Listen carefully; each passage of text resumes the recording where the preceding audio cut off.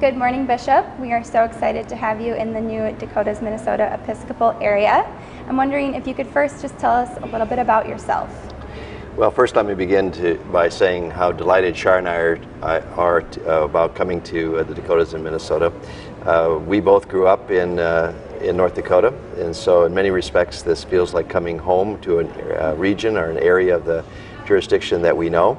I received my call to ministry while I was working as a youth pastor, a youth counselor at Faith United Methodist Church in Fargo, North Dakota, and went off to do my seminary work at Garrett Evangelical in Evanston, Illinois.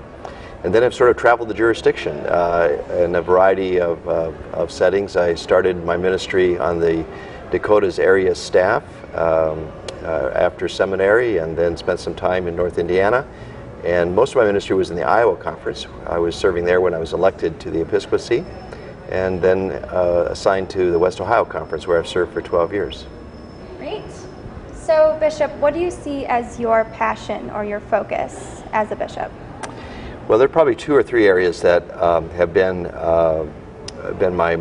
my passions. The first is leadership development, particularly clergy leadership development, and even more specifically, raising up the next generation of young clergy.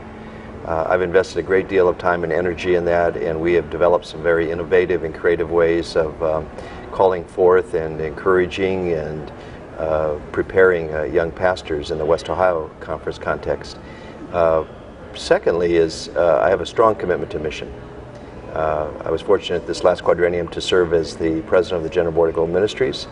But long before that, I've helped my previous assignments, including West Ohio, to become more engaged in mission both domestically and internationally. And so I'm looking forward to coming back to an area where I know there's a strong passion for mission as well. Probably a third area has been congregational vitality, especially with the emphasis we have in our denomination right now, coming out of the call to action to increase the number of vital congregations. I couldn't be more pleased because it matches my own interests, and I expect I'll be giving a lot of time and energy along with the leadership of the Dakotas and Minnesota to how we increase the number of vital congregations. Wonderful. The last question that I had for you is, how do you view the state of the church right now, and what is your hope for the future?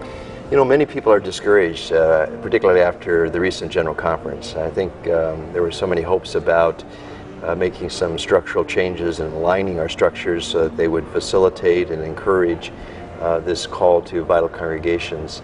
But I'm actually not discouraged. I'm very hopeful. I think there's never been a better time for the church.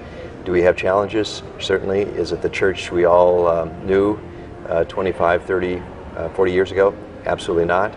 But I believe that God is calling the United Methodist Church to emerge as the place that can successfully reach out to those who have been left behind, those who are excluded, those who are looking for a sign of hope and good news in their life. And I actually think that this may be our best moment.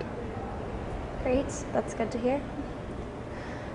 Is there anything else that you'd like to add? Tell the people of the newly formed Episcopal area? Just that, as I started, just to say that I could not be more pleased about having an opportunity to work with the Dakotas of Minnesota. I'm impressed with the steps you've already taken to come together and figure out how to work together. And I've been very impressed with the innovation. I think sometimes people have the impression that the Dakotas of Minnesota, you know, what's going on out there? But having grown up there, I've known for a long, long time that these are conferences that are innovators, that are willing to take risks, that call forth leaders and give them opportunities to lead at a very young age. That was true of myself. And so I'm actually very excited about this opportunity to engage with the strengths of the Dakotas in Minnesota.